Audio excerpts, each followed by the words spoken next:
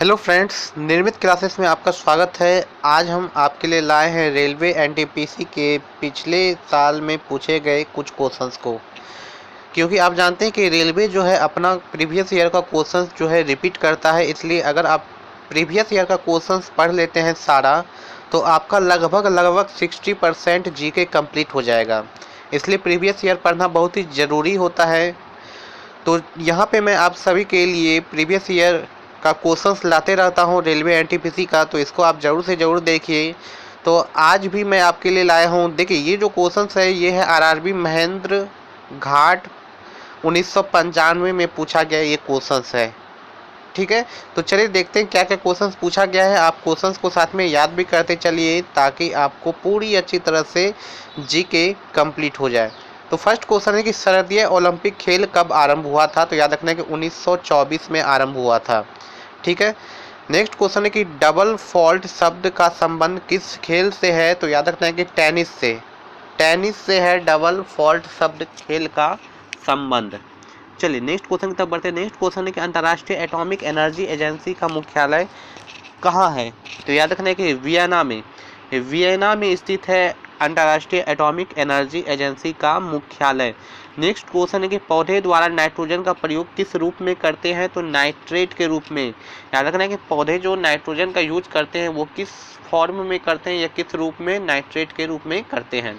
देखिए, सारा important question है, क्वेश्चन को याद भी करते चलिए। इसी टाइप का क्वेश्चन आपके एग्जाम में बार बार पूछा जाता है, इसलिए मैं आपको जोर दे रहा हूँ कि प्रीवियस ईयर का क्वेश्चन जितना भी मैं वीडियो अपलोड करता हूँ उस पर आप ज़रूर देखें अगर आपको एनटीपीसी का जॉब पाना है तो।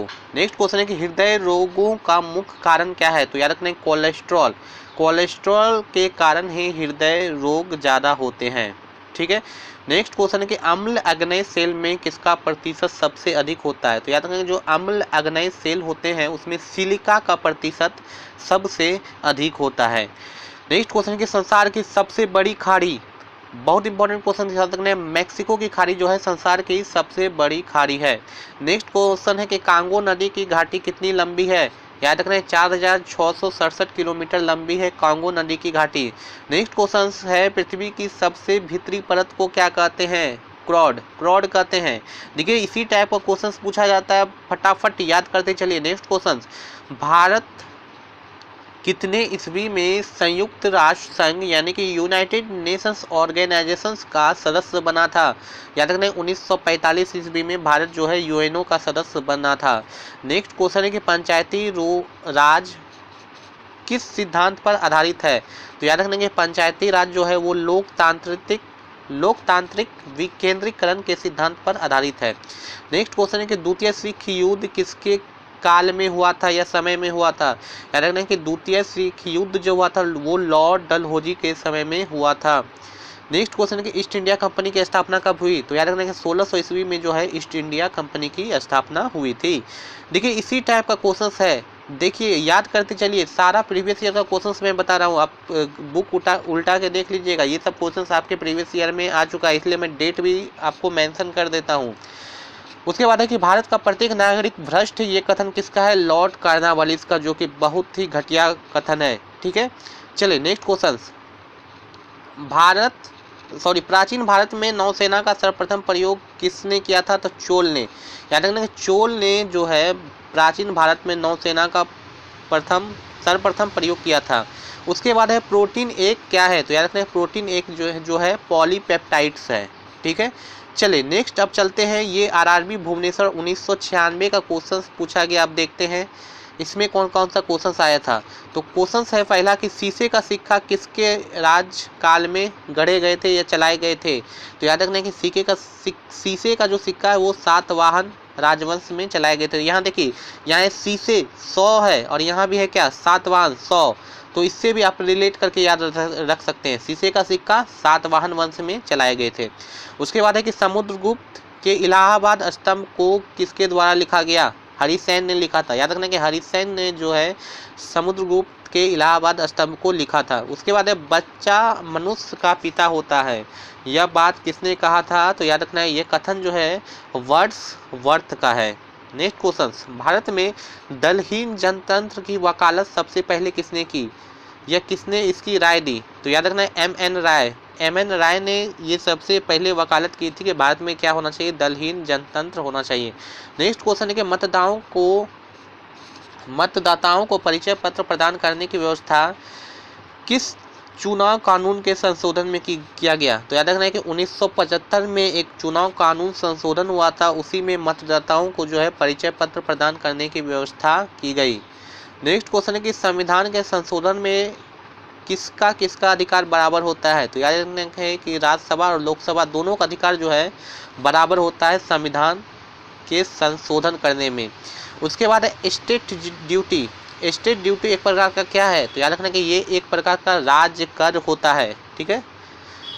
नेक्स्ट क्वेश्चन है कि दामोदर नदी घाटी की स्थापना कब हुई? तो 1948 ईस्वी में हुई थी दामोदर नदी घाटी की स्थापना। देखिए क्वेश्चंस को याद भी करते चलिए, महत्वपूर्ण क्वेश्चंस है, बहुत ही इंपॉर्टेंट क्वेश्चंस।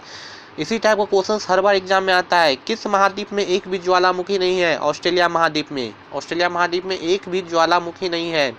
नेक्स्ट क्वेश्चन है कि योजनाबद्ध अर्थव्यवस्था के विचार को कार्यान्वित करने वाला पहला व्यक्ति कौन था? याद रखने के जोसेफ स्टालिन थे। नेक्स्ट क्वेश्चन है कि स्वेज नहर किसको किसको जोड़ता है? तो स्वेज नहर भूमध्य सागर और लाल सागर को जोड़ता है। नेक्स्ट क्वेश्चन है कि किसी तरल पदार्थ के विशिष्ट गुरुत्व को जानने वाला यंत्र कौन सा है? तो याद रखना किसी भी तरल पदार्थ का अगर विशिष्ट गुरुत्व जानना है तो हाइड्रोमीटर का यूज करते हैं। नेक्स्ट क्वेश्चन है कि चंद्रमा पर सबसे पहले मानव सहित अंतरिक्ष यान कौन उतरा था? तो अपोलो 11 उतरा था चंद्रमा पर, सबसे पहला अंतरिक्ष यान मानव सहित। उसके बाद है कि चीन की प्रसिद्ध दीवार की लंबाई कितनी है? तो 6000 किलोमीटर है लगभग। नेक्स्ट क्वेश्चन की तरफ बढ़ते हैं। ये देखिए क्वेश्चन है आरआरबी मुजफ्फरपुर 1996 का क्वेश्चन है। चलिए क्वेश्चन देखते हैं। किस देश का राष्ट्रीय ध्वज सबसे पुराना है? मिस्र। यहाँ देखिए मिस्र लिखा हुआ है गलती से, तो ये होगा मिस्र देश का जो राष्ट्रीय ध्वज है वो सबसे पुराना है।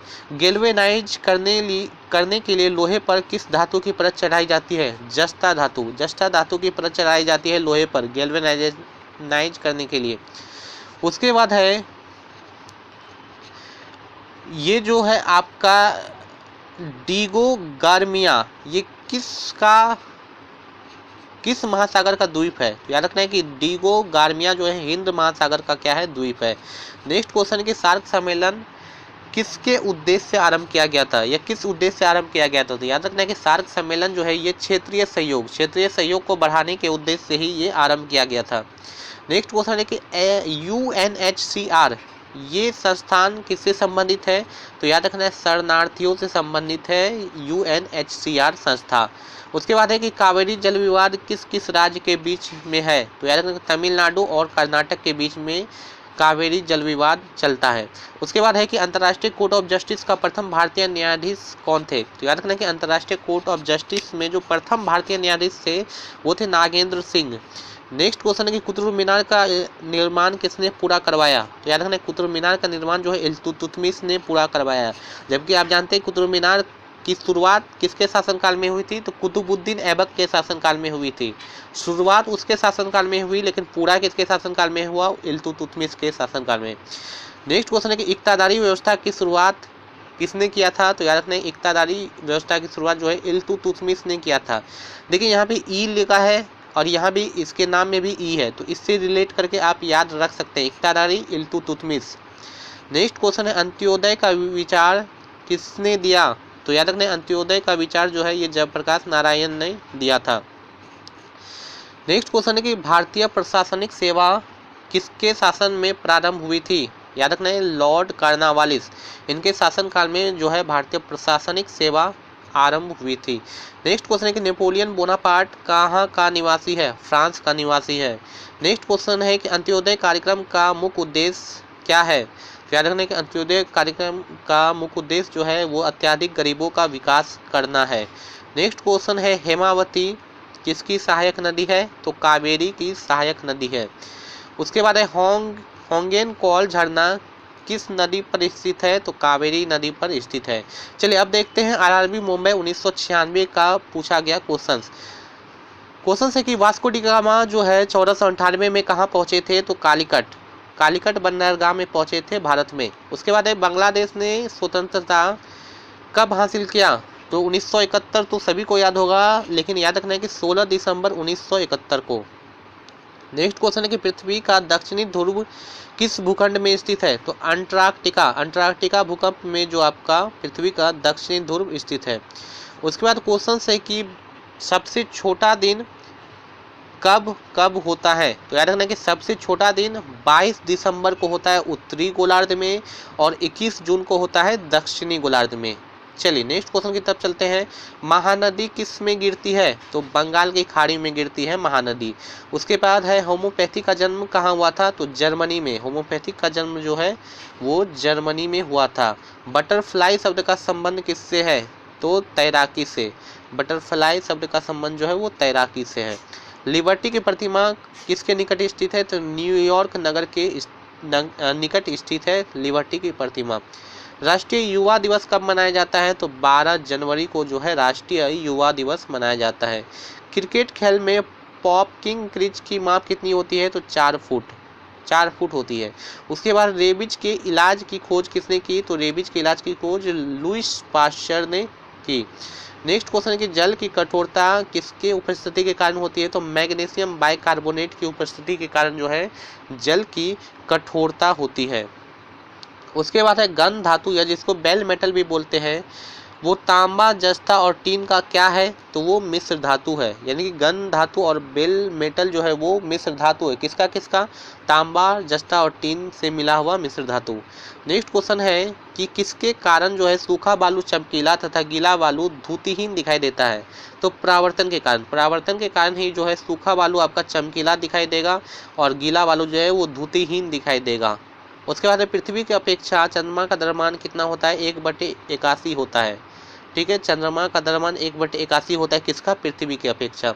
उसके बाद है कि मौलिक कर्तव्य का प्रावधान किस देश के संविधान से लिया गया है? तो रूस देश के संविधान से लिया गया है। क्या? मौलिक कर्तव्य। ठीक है, भारत का संविधान में जो मौलिक कर्तव्य जोड़ा गया है वो रूस के संविधान से जोड़ा गया है। और ये था आपका आज का लास्ट क्वेश्चंस। मैंने यहाँ पे आपको बताया सारा महत्वपूर्ण क्वेश्चंस था। इसी टाइप का क्वेश्चंस आपके एग्जाम में बार बार पूछा जाता है। देखिए यहाँ पे मैं आप सभी के लिए प्रीवियस ईयर का क्वेश्चंस लाते रहता हूँ रेलवे एनटीपीसी का, तो उसको आप जरूर से जरूर देखिए जितना भी वीडियो मैं अपलोड करता हूँ। अगर आपको वीडियो सही टाइम पे नहीं मिलता है तो चैनल को सब्सक्राइब करके बेल आइकन आप जरूर दबा लें ताकि आपको वीडियो सही टाइम पे मिलता रहे। तो आज के लिए इतना ही। Thank you.